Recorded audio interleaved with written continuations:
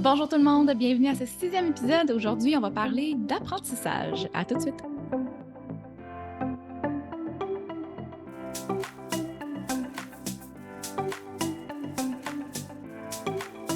Bonjour tout le monde, mon nom est Martine Bernier. Bienvenue à ce sixième épisode. Je suis vraiment très contente de revenir sur YouTube. À l'heure où j'enregistre cette vidéo-ci, on est à la mi-octobre 2022, ce qui signifie que ma dernière vidéo, ma dernière capsule, date d'il y a 6 mois. Donc, il était à peu près temps que je revienne ici. Je m'ennuyais de faire des vidéos, je m'ennuyais de faire des capsules. Et là, je prends le temps enfin de venir vous saluer. Et aujourd'hui, comme je le disais dans l'introduction, on va parler d'apprentissage. Pourquoi? En fait, je souligne le 23 octobre les 3 ans de mon entreprise et je voulais vous partager en 3 ans quels ont été mes 3 plus grands apprentissages en termes comme entrepreneur, comme businesswoman, comme mère en affaires, comme appelez ça comme vous voulez. Je voulais partager ça avec vous. Je me suis dit que peut-être que ça pourrait vous inspirer et peut-être vous donner quelques astuces, conseils pour, la suite de votre histoire en tant qu'entrepreneur. Pardon, on va y arriver. Donc, on va y aller tout de suite. Premier apprentissage que je partage avec vous aujourd'hui, c'est apprendre à dire non. C'est pas facile ça, apprendre à dire non et même encore après 3 ans, hem, je dois encore travailler là-dessus. C'est encore quelque chose que je dois travailler, d'apprendre à dire non. D'apprendre à dire non, dans quelles circonstances, à qui, à quoi? En fait, à toutes sortes d'affaires. D'apprendre à dire, non. Exemple, de répondre à des clients sur Messenger à 10h30 le soir. Parce que oui, ça m'est arrivé, puis, à ce moment-là, j'ai trouvé ça correct jusqu'à ce qu'un moment, je me rende compte que ça avait juste pas de bon sens parce qu'à 22h30, je vais me coucher. Puis que, je dois aussi, en tant qu'entrepreneur, prendre soin de moi, de la femme que je suis et le repos, le sommeil est essentiel, dans ma vie, comme dans celle de tous les humains d'ailleurs, mais il faut pas mettre ça de côté. Donc, apprendre à dire non à toutes sortes de choses, des petits détails parfois, apprendre à dire non à certains clients ou à certains mandats qui ne sont pas alignés, parce que parfois on peut et ça m'est arrivé, dire oui à quelque chose par peur, du manque en se disant: «Ben ça va faire plus d'argent». On peut dire oui par peur de déplaire, si on dit non. On peut dire oui parce que, pour toutes sortes de bonnes, mauvaises raisons. Et là, on se rend compte que finalement, ben, soit qu'on travaille avec des personnes avec qui les valeurs ne sont pas les bonnes ou on travaille, on est surbooké parce qu'on a dit oui à tout, mais on aurait dû refuser un mandat X ou une opportunité Y parce que ça rentrait juste pas dans l'horaire, mais parce que on avait peur du manque ou parce que je voulais pas déplaire et je parle au jeu parce que c'est des choses qui me sont arrivées, puis je me suis dit que ça arrive à beaucoup d'entrepreneurs. Hem, ben, on dit oui, puis là, ben, on se rend compte que on travaille plus que ce qu'on voulait peut-être, qu'on travaille sur des choses sur lesquelles on s'était dit: «Plus jamais je vais travailler là-dessus». Hem et et apprendre à dire non, ben, c'est ça, c'est un apprentissage. On apprend, à dire oui à des choses qui sont plus alignées. On apprend à réfléchir à nos valeurs. On apprend à réfléchir à: «C'est quoi mon horaire idéal, ma vie, si j'avais à me lever là, c'est quoi un 24 heures idéal pour moi?» C'est des réflexions auxquelles on fait pas ou on pense pas nécessairement quand on est employé parce qu'on a une routine. On se lève, les enfants s'en vont à l'école, puis nous, on s'en va au travail, on fait notre journée, on revient. Hem, Quand on est entrepreneur, surtout quand on est travailleur autonome, qu'on travaille comme moi de la maison, c'est facile de rajouter une petite demi-heure là, c'est facile de rajouter une petite heure là, c'est facile de dire: «Ah oui, mais je vais juste insérer ça ici», alors que finalement, c'est pas ça qu'on voulait au départ. Donc de tout le temps se ramener, puis parfois je me rends compte que, quand on hésite à dire oui, Ben, c'est peut-être parce que ça aurait dû être un non et sur le coup, on le verra pas, mais c'est à la longue parfois qu'on s'en rend compte. Donc apprendre à dire non, j'ai pas fini d'apprendre là-dessus, j'ai pas fini de mettre ça en place et ça va probablement me suivre dans les prochaines années aussi.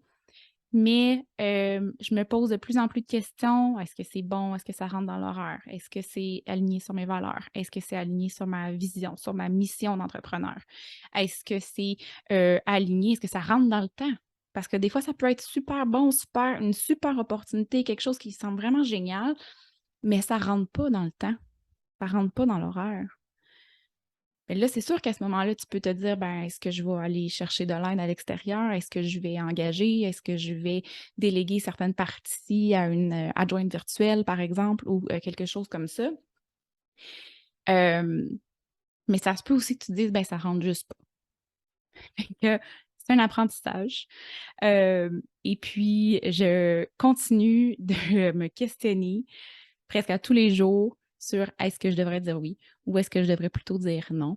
Et si je dis non, d'être surtout à l'aise et en confiance de dire non. Et tantôt, je parlais de si ça rentre pas dans l'horaire, peut-être qu'on peut se demander si on délègue des choses. Ça me fait amener à mon deuxième point, que c'est mon deuxième apprentissage, que c'est OK de demander de l'aide. Et ça, je vous avoue qu'après 3 ans, c'est encore quelque chose que je travaille. Mais je suis allée demander de l'aide. Je suis allée demander de l'aide dans quelles circonstances? C'est surtout en termes de formation et en termes de coaching. Parce que oui, j'ai l'expertise de faire ce que je fais, mais comment je peux toujours aller plus loin?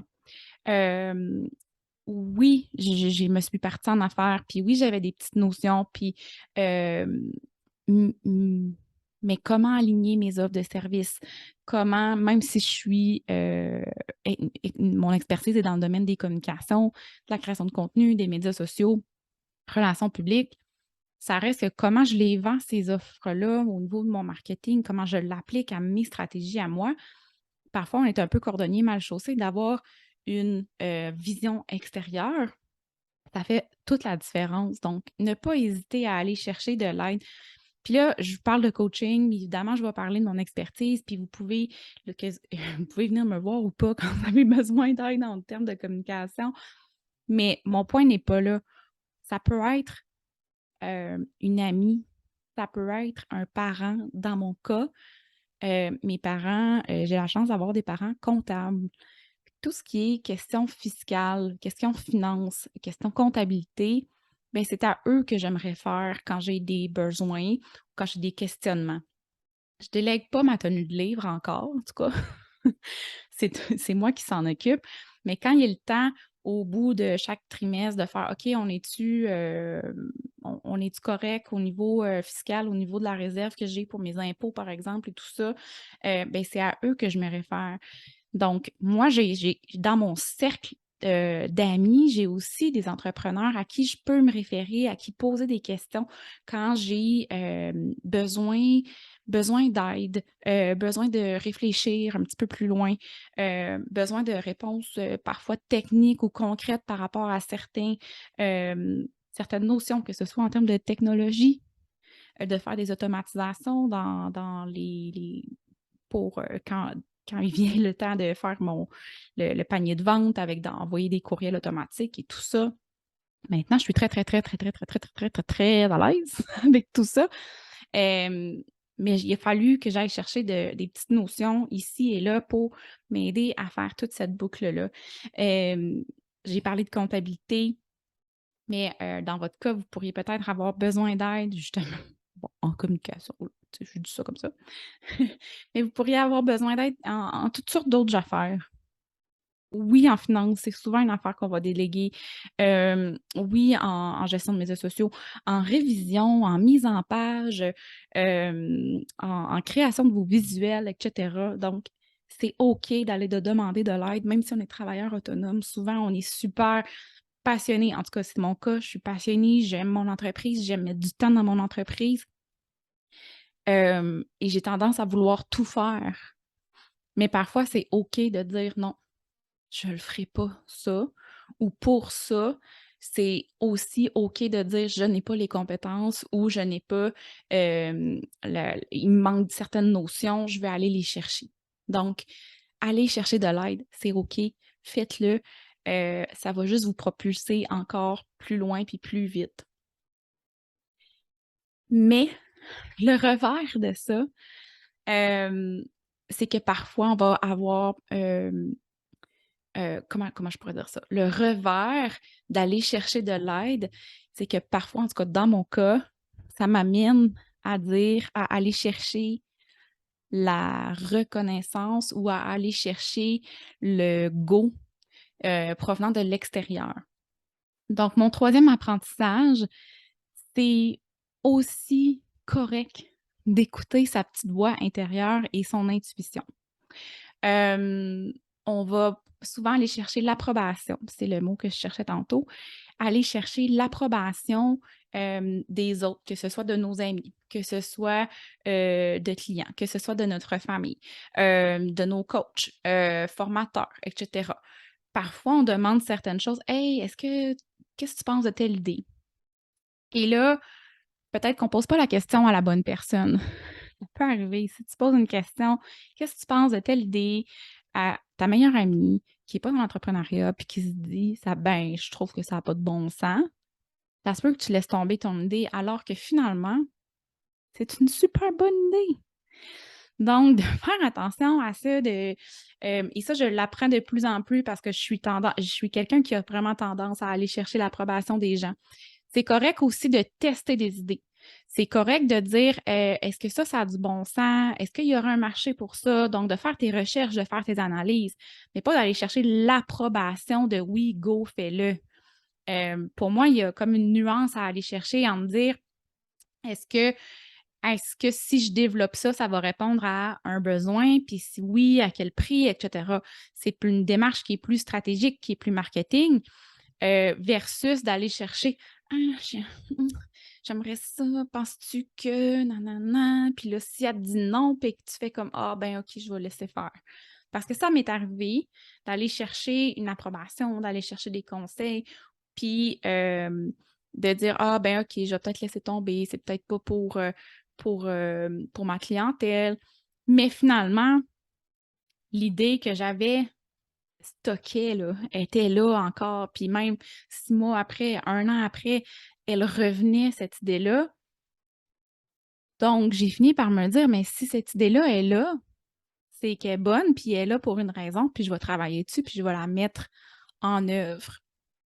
Et c'est des choses que j'ai appris. Donc à me faire confiance, à ne pas toujours aller chercher l'approbation.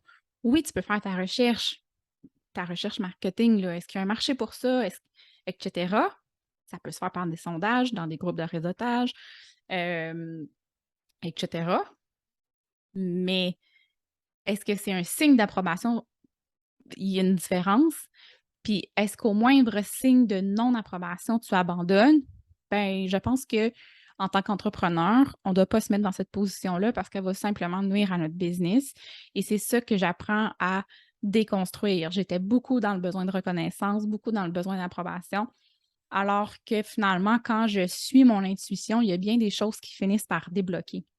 Donc, c'était mes 3 principaux apprentissages. Il y en a d'autres, là, il y en a plein d'autres, mais c'est les 3 que je voulais vous partager, suite à ces 3 premières années en entreprise-là.